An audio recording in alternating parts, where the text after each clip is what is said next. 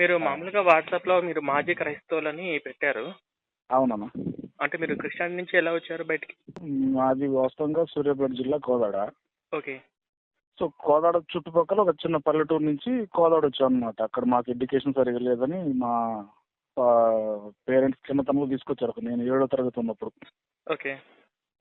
ఇక్కడికి అంటే వచ్చినప్పుడు ఒక ఇంట్లో రూమ్‌కి రెంట్ తీసుకున్నాం. వాళ్ళు క్రిస్టియన్స్. ఓకే. మీరు రూమ్ రెంట్ తీసుకున్న పర్సన్ క్రైస్తవులు. ఓకే. ఆ! వాళ్ళు క్రైస్తవులు చేయడం చేత వాళ్ళు కొద్దిగా మనకి చిన్నదానికి, పెద్దదానికి సహాయం చేయడం. సో, అంటే పక్కన అంటే ఒకే ఇంట్లో ఉంటాం కదా! ఓకే. వాళ్ళింటికి ఈ పాస్టర్‌లు వీళ్ళు రావటం, ఓకే. ప్రార్థన పెట్టడం. హ్మ్. అక్కడ ఈ పాటలకి వాటికి ఫస్ట్ అమ్మ అట్రాక్ట్ అట్రాక్ట్ అయ్యారు. అయింది. ఓకే. ఓకే. ఎవరు? అమ్మ అట్రాక్ట్ అయింది. మా మీ అమ్మగారు. అమ్మగారు. ఓకే. హ్మ్. హ్మ్. హ్మ్. అమ్మ అట్రాక్ట్ అయ్యి ఇంక ఆల్మోస్ట్ అమ్మ వెళ్తుంటే ఇక అమ్మతో పాటు మేము కూడా నెమ్మదిగా చర్చికెళ్ళేవాళ్ళం. ఓకే. అట్లా మీరు అంటే మీరు అప్పుడు మీరు ఏ వయసులో వెళ్లారు సార్? నేను 7వ తరగతి అంటే 11, 12 ఆ ఏజ్ 11, ఉంటుంది. 12 ఏజ్‌లో మీరు చర్చికెళ్లారు. ఓకే. హ్మ్. హ్మ్. ఓకే. అట్లా ఆ! మీరు ఎన్ని సంవత్సరాలు చర్చికెళ్లారు సార్? నేను ఇంటర్మీడియేట్ 2002, 2004 అంటే 2007 వరకు ఉన్నానండి అక్కడే. 2007 వరకు మీరు క్రైస్తవంలోనే ఉన్నారు. యెస్. 7. 2007 వరకు ఉన్నాను అక్కడే. ఓకే. చర్చిలోనే ఉన్నాను. ఆ చర్చిలోనే తింటాం, చర్చిలోనే పడుకోవటం, అక్కడే ఉంటాం టోటల్‌గా 24 అవర్స్. ఓకే. ఓకే. అంటే మామూలుగా మీరు చర్చిలో ఏమన్నా పని చేస్తున్నారా? లేకపోతే చర్చిలో జరిగే కార్యక్రమాలు మీరు పాల్గొంటున్నారా? ఏమైందంటే అది చర్చిలో వెళ్ళడం, రావడం ఫస్ట్‌లో ఆదివారం వెళ్తే అలవాటు. ఓకే. తర్వాత ఇంటర్మీడియేట్ అయిపోయిన తర్వాత మనకిక్కడ లోకల్‌లో ఆస్ట్రేలియా నుంచి కొంతమంది పెద్ద ఈ పాస్టర్లు ఉంటారు కదా! అవును. వాళ్ళని పిలిపించి మీటింగ్ పెట్టారు పెద్దది. ఓకే. ఆ మీటింగ్ అప్పుడు ఒక 10 రోజుల పాటు నేను పూర్తిగా చర్చ్ పని మీద తిరిగానన్నమాట. ఆటోలేసుకొని చిన్న చిన్న పల్లెటూర్లలో చెప్పటం. ఏది ఈ ఇట్లా మత సభలు మార్పిడి అంటే మత మార్పిడిలో మీరు కూడా పాలు పంచుకున్నారు. ఆల్మోస్ట్ అలాగే అనమాట. ఇంక వాళ్ళు కరపత్రాలు పంచడం, మైక్ పెట్టుకొని ఆటో వెళ్తుంటే ఆటోలో కూర్చోవడం, కరపత్రాలు పంచడం. ఓకే. ఓకే. అట్లా ఒక 10 రోజులు పూర్తిగా ఆ మీటింగ్ అయిపోయిన దాకా పూర్తిగా నేను ఆ పనిలోనే ఉండిపోయా. ఓకే. ఆఫ్టర్ 10 డేస్ సభలు అయిపోయినాయి. హ్మ్. నాకు ఆ టైంలో ఆ తిరగడంలో కొద్దిగా జోష్ వచ్చిందన్నమాట. అంటే బాగా తిరగటం, పొద్దున్నే లేవటం, స్నానం చేయటం, హాయిగా వెళ్ళిపోవటం, ఆ కరపత్రాలు మరి పంచడం కొద్దిగా ఈ మత ఎంజాయ్మెంట్ ఉండేది. మార్పిడి ఓకే. ఈ ఎంజాయ్‌మెంట్ మరి వీటిలో మీకేమైనా డబ్బులు ఇచ్చేవాళ్ళా? లేదన్నా డబ్బులు లేదు ఏం లేదు మనకి. అంటే అవసరం మన అది దగ్గర నుంచి దేవుని సేవని ఉచితంగా మీరు చేశారు. అంతే అంతే. పోనీ మా మీరు ఏమన్నా ఇచ్చారా కానుకలు గాని, దశమ భాగాలు గాని? పక్కా దండిగా ఇచ్చాం. మీరు అవునా? ఎంత ఇచ్చారు? దండిగా. అంటే ఎంత ఇచ్చారని చెప్పలేం కదా! నెల మంత్లీ దశమ అమ్మ భాగాలు ఇచ్చారు. దశమ భాగాలు, ఇంట్లో బియ్యం. బియ్యం కూడా ఒక ఇచ్చారా? రైట్. ఓ 25 కేజీలు బియ్యం కట్ట వేయించుకున్నాం అనుకోండి. మిల్ నుంచి కొనుక్కున్నాం అనుకోండి. అందులోంచి ఒక 2 కేజీలు, 3 కేజీలు పట్టుకెళ్ళి పాస్టర్‌కి ఇచ్చేవాళ్ళా? చర్చికి ఇచ్చేసేవాళ్ళం. ఎందుకంటే వాళ్ళ పోషణార్థం. వాళ్ళు లేవీలు కదా! ఓకే. సో వాళ్ళ పోషణార్థం వాళ్ళకి ఇచ్చేసేది. ఓకే. అట్లనే వారం కానుకలు ఉండేది. మళ్ళీ నెలకొకసారో, 2 నెలలకొకసారో మన ఇంటికి వాళ్ళని ఫోన్ చేసి పాస్టర్ గారు, రెండు అయ్యగారు అంటే వచ్చి ప్రార్థన చేసి వెళ్ళేవారు ఒకరోజు. ఓకే. ఆ రోజు డైలీ పెట్టే కానుక కంటే ప్రతి సండే పెట్టే కానుక కంటే ఎక్కువ కానుక పెట్టేవాళ్ళం. ఓకే. అట్లనే కొత్త సంవత్సరం వచ్చినా, న్యూ ఇయర్ మన క్రిస్మస్ వచ్చినా హ్మ్. మళ్ళీ ప్రత్యేక కానుకలు అయ్యగారికి, అమ్మగారికి కొత్త చీర కొనియటము, అయ్యగారికి టై కొనియటము, షూ పాస్టర్‌కి. కొనియటము. మరి ఎందుకంటే ఆయన హుందా కనపడాలి మాకు. అంటే మీరు పాస్టర్‌కి షూసు, టై అన్ని కొనిచ్చారు. అబ్బా! మామూలుగా కాదు. సేవ దేవుడికి చేయలేదు. పాస్టర్ గారికి చేశాం మేము యాక్చువల్‌గా. ఓకే. ఆ! ఓకే. ఆ! సో, మీరు అట్లా బైబిల్ చదివారా? అట్లా మీరు బైబిల్ చదివారా? నేను ఆల్రెడీ 1 ఇయర్ పాటు 1 ఇయర్ అని చెప్పలేదు కానీ 8 నెలల 2 సంవత్సరాల కోర్స్ అండి మన బైబిల్ ట్రైనింగ్. బైబిల్ ట్రైనింగ్‌లో కూడా మీరు పాల్గొన్నారు. రైట్. 2 సంవత్సరాల కోర్సులో నేను 1 సంవత్సరం ఉన్నాను పూర్తిగా. అందులో 6 నెలలు మాత్రమే ఉండగలిగాను నేను. ఓకే. 6 నెలల్లో వాళ్ళ యాటిట్యూడ్‌కి, నా యాటిట్యూడ్‌కి ఎక్కడ మ్యాచ్ అవ్వట్ల. ఓకే. సో అక్కడికి వెళ్ళిన తర్వాత కూడా అక్కడ ఉండే బైబిల్ స్కూల్ టీచర్స్ ఎవరైతే ఉన్నారో హ్మ్. వాళ్ళతో గొడవ పడటం. హ్మ్. నా సీనియర్స్ ఎవరైతే ఉన్నారో అక్కడ నేను జూనియర్‌ని కదా! అవును. సీనియర్స్‌తో గొడవ పడటం. సో నాకు ఆ వాతావరణం ఘర్షణ వాతావరణం నడవల. ఓకే. ఈ చర్చిలో పాస్టర్‌లకి మీకు రైట్. ఇక్కడ లోకల్ మా చర్చ్ పాస్టర్ లోకల్. గారికి కూడా అంటే అసలు ఆయనకు నాకు ఓకే. ఓకే. హ్మ్. అంటే ఏంటి గొడవ అంటే? ఆ గొడవ అంటే దేనికి సంబంధించింది? అంటే గొడవ ఏదైనా అంటే కానుకలు, దశభాగాలు ఈ డబ్బుల కోసమా? లేకపోతే వేరే కారణంలా? రైట్. నేను కొన్ని విషయాల్లో అడిగేవాడిని, ప్రశ్నించేవాడిని. అది వాళ్ళకి నచ్చకపోయేది. ఆహా! అంటే మీరు ఏ విధంగా ప్రశ్నించేవాళ్ళు? ఏ విధంగా ప్రశ్నించేదంటే సమూయేలు అనేవాడు న్యాయాధిపతి ఎట్లయ్యాడు, ఓకే. సారీ క్షమించాలి, సంసోన్ సామ్సన్. ఓకే.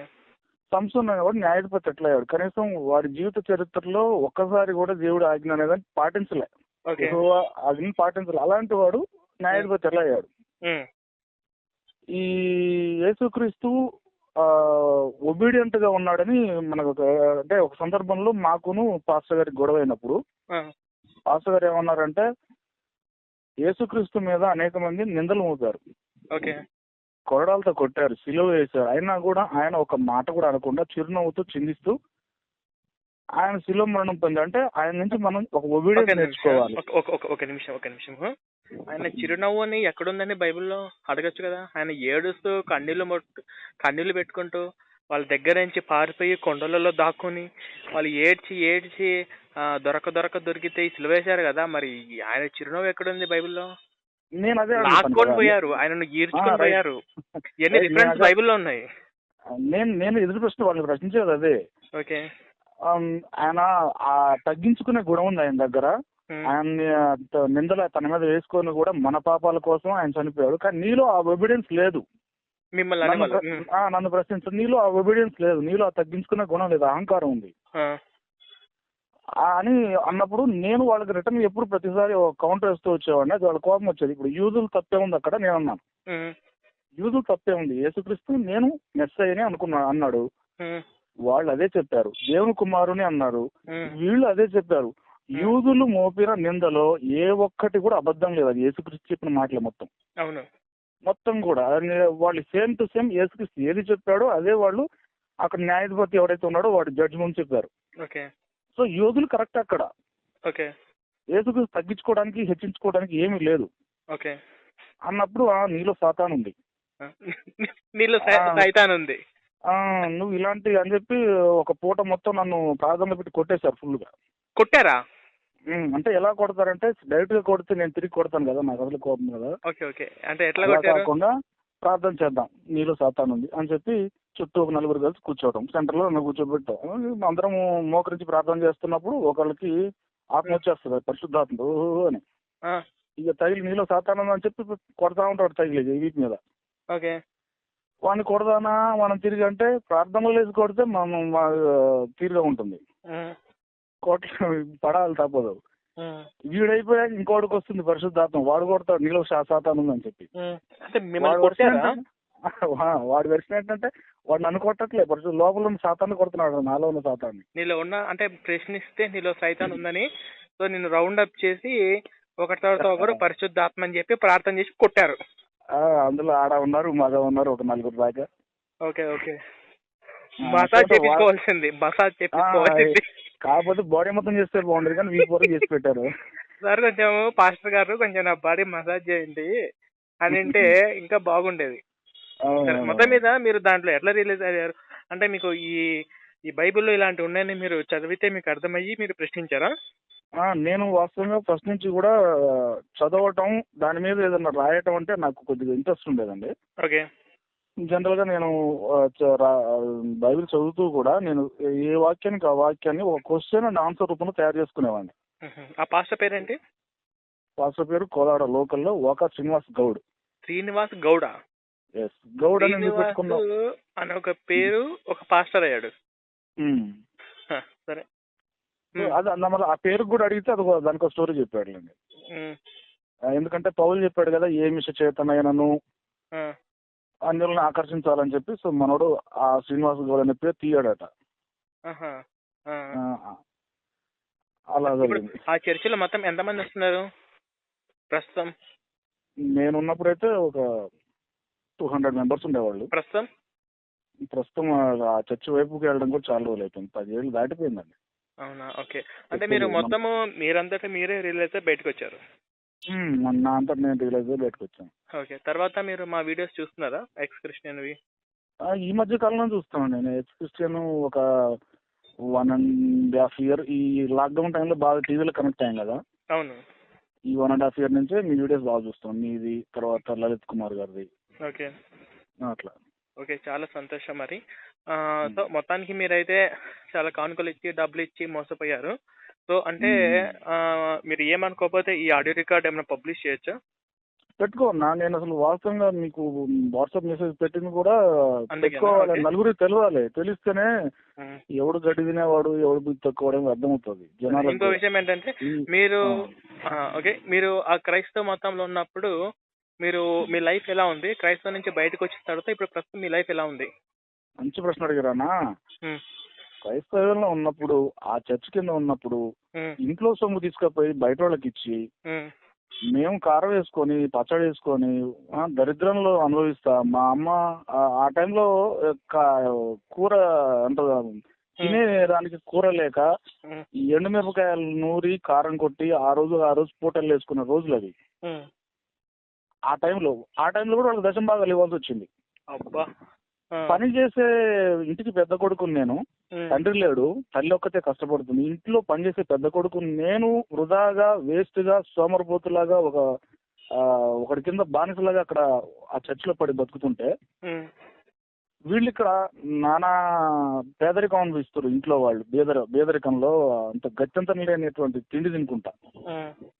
నేను ఎప్పుడైతే రియలైజ్ అయ్యి నాకు వద్దురా బాబు, మీ దేవుడు వద్దు, మీ చర్చి వద్దు, మీరు పెట్టే దరిద్రమైన రూల్స్ వద్దు అని ఎప్పుడైతే బయటకు వచ్చి నేనంటూ ఒక పని చేసుకుంటూ నా ఇంటిని పోషించుకుంటున్నాను.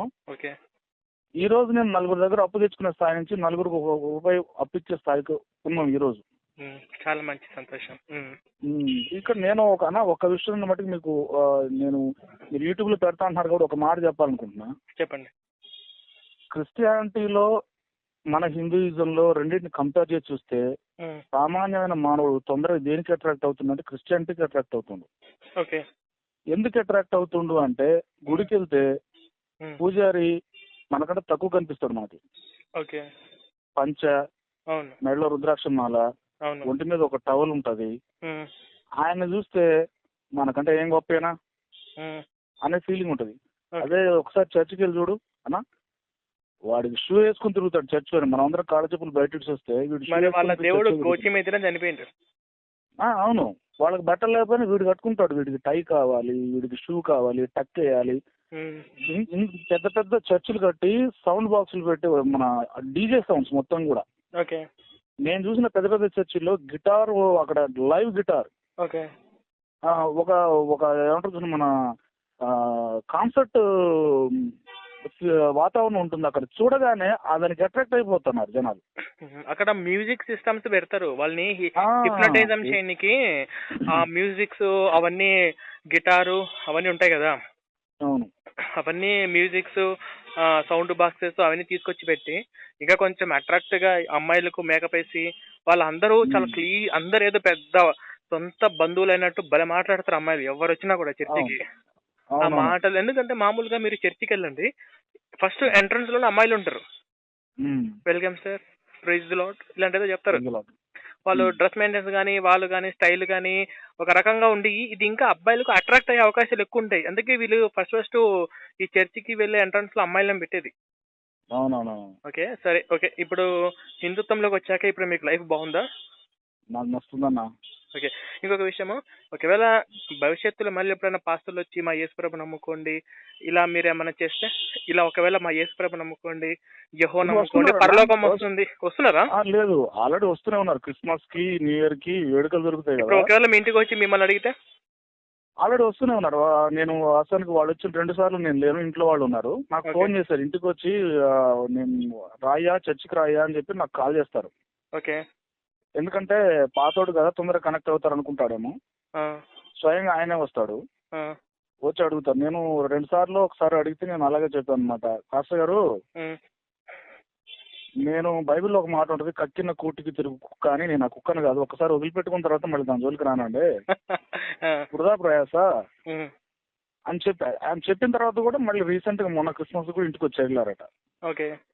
సో వాళ్ళు వదిలిపెట్టరు, వాళ్ళు తిరుగుతానే ఉంటారు. ఎందుకంటే ఏ టైంలో ఎట్లా ఉంటుందో. వాళ్ళు మామూలుగా ఒక మాట చెప్తాను చూడు, పాస్టర్ల విషయంలో మనం చాలా ఫస్ట్ జాగ్రత్త ఉండాల్సిన విషయం ఏంటంటే, వాళ్ళు ఎప్పుడు మత మార్పిడి చేయడానికి ఊర్ల మీదకి వస్తారంటే, ఇంట్లో జెంట్స్ అందరూ పండ్లకు పోయినప్పుడు ఒంటరిగా ఉన్న ఆడవాళ్ళు, చిన్నపిల్లలు వాళ్ళ దగ్గరకు వచ్చి మీకు పరలోకం వస్తుంది ఇలా కొన్ని రకాల హిప్నటైజం చేసి, ఎక్కువగా ఈ క్రైస్తవ మాఫియాలో ఆడవాళ్ళు ఎక్కువ బలైపోతున్నారు.